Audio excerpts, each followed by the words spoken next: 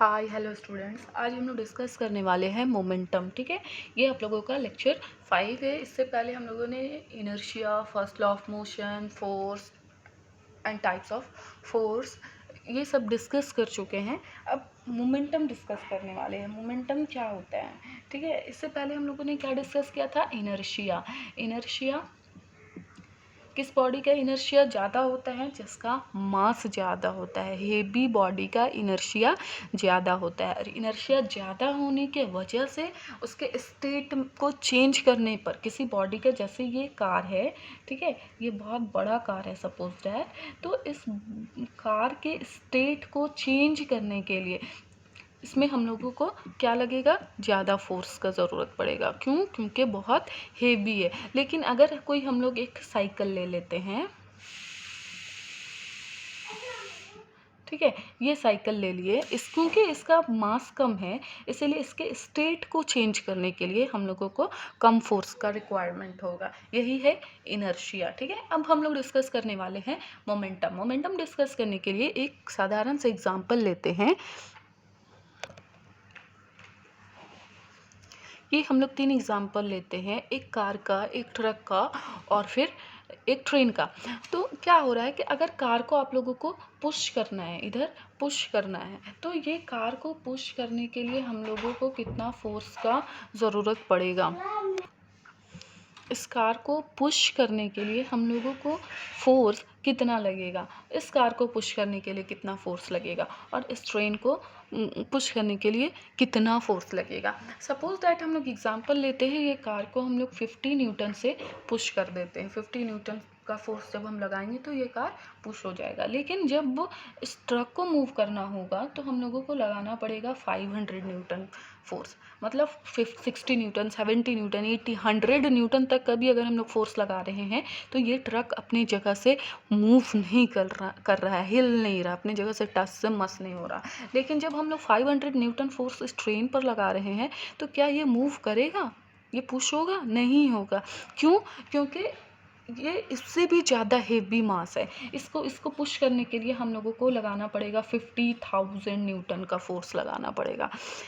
इससे हम लोगों ने क्या कंक्लूज़न निकाला कि जितना बॉडी का मास हेवी होगा उतना ही ज़्यादा हम लोगों को फोर्स डालना पड़ेगा। मतलब सीधा सीधे हम लोग लिख सकते हैं कि फोर्स जो होगा depends on mass of the body. Mass ज़्यादा होगा, फोर्स ज़्यादा लगाना पड़ेगा। मास कम होगा, फोर्स कम लगाना पड़ेगा। ठीक है, मतलब force depends on mass of the body. ठीक है, ये आप लोग दिमाग में रखना कि फोर्स क्या हो रहा है? मास पर डिपेंड कर रहा है। ये एक मोमेंटम का फर्स्ट पार्ट है। अब सेकेंड पार्ट में अब जब हम लोग डिस्कस करते हैं उसके लिए भी देखिए कुछ एग्जाम्पल लेते हैं। ये हम लोगों ने 3 कार लिया, कार 1, कार 2 और कार 3। आप लोग इमेजिन करना, अगर इसमें हम लोग फोर्स लगाएंगे, पुश करेंगे, ठीक है, तो ये क्या होगा? ये बॉडी एक्सेलरेट होगा, मूव करेगा अपने जगह से। ये भी बॉडी में फोर्स लगाएंगे, इस कार पर फोर्स लगाएंगे तो ये भी मूव करेगा और कार 3 भी मूव करेगा। अब सपोज दैट तीनों का मास क्या है? सेम है। यहाँ पर मास हम लोग सिमिलर रख रहे हैं। क्यों? क्योंकि सेम साइज का कार है ना।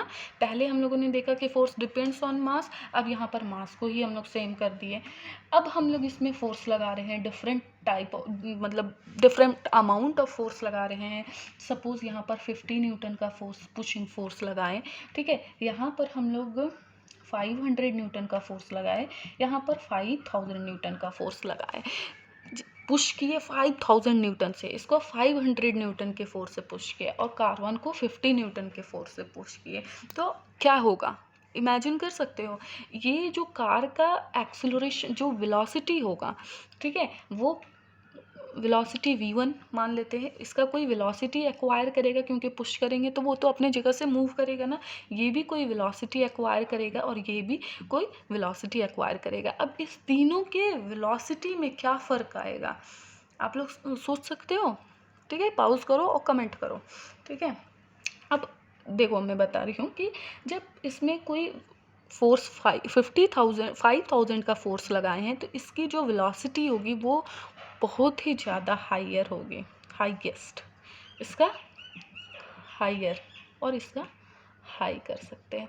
मतलब ये इसका जो वेलोसिटी होगा कार थर्ड का, वो बहुत ज़्यादा वेलोसिटी होगा, इसका थोड़ा सा कम होगा, इससे इसका एकदम ही कम होगा। क्यों? क्योंकि हम लोगों ने फोर्स को अलग अलग लगाया। मतलब क्या हुआ कि फोर्स डिपेंड कर रहा है, फोर्स ज़्यादा लगाने से हम लोगों का वेलोसिटी ज़्यादा हो रहा है, फोर्स कम लगा रहे हैं, वेलोसिटी कम हो रहा है। ठीक है, तो इससे हम लोगों ने क्या कंक्लूजन निकाला? Force depends on velocity.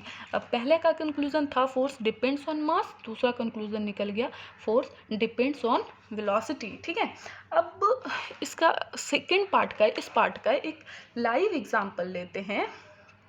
Suppose that ये एक कोई बॉडी है, ठीक है, इधर रखते हैं। हाँ, कोई एक बॉडी है, इसमें हम फोर्स लगा रहे हैं। ठीक है, एकदम हल्का सा एक पुशिंग फोर्स लगाए, हल्का सा। अब इसका मूवमेंट देखना आप लोग, ये मूव हुआ, ठीक है, ये यहाँ पर आकर के रुक गया, इसका वेलोसिटी। ये केस 1 था। अब केस 2 की बात करते हैं।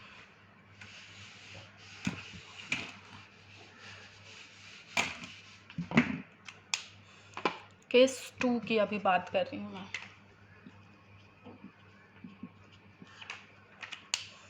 पहले केस 1 में हम लोगों ने एकदम हल्का सा पुशिंग फोर्स दिया था।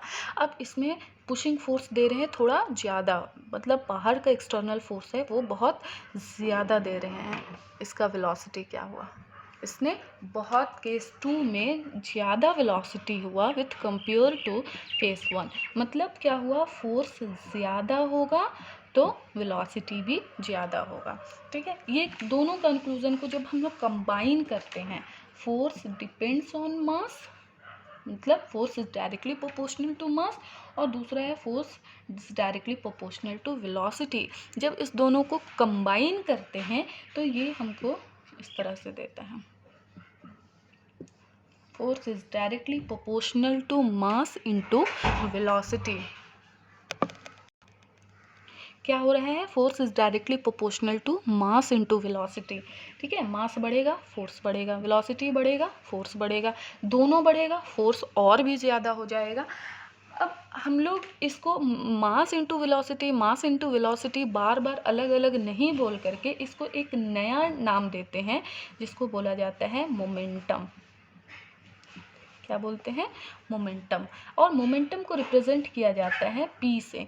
तो हम लोग इसको इस तरह से लिख सकते हैं, F is directly proportional to P, मतलब P फॉर मोमेंटम, और P is equal to mass into velocity. ठीक है, अगर अब मोमेंटम का अगर डेफिनेशन लिखने आएगा तो हम क्या लिखेंगे? मोमेंटम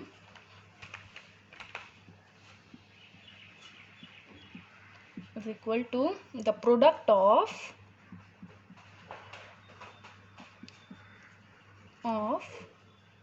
mass and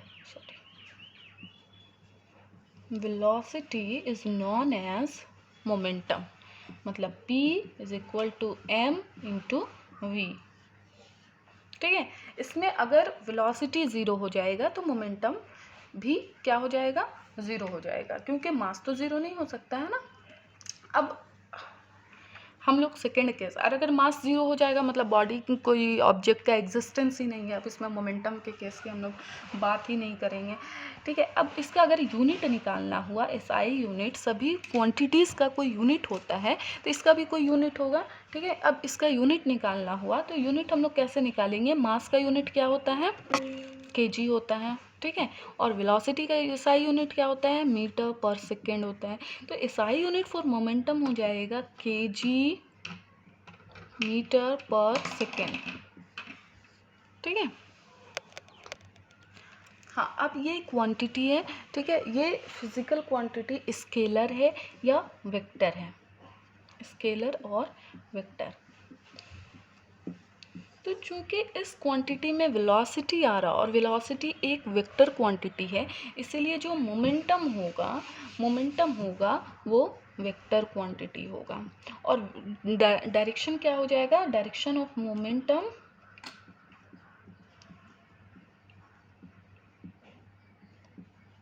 P लिख लेते हैं।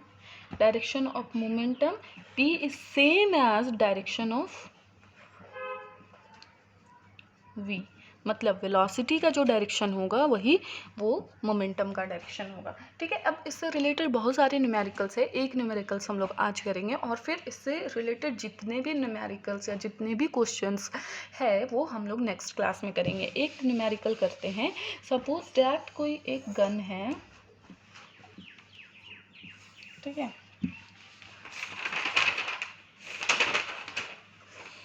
ये कोई गन है,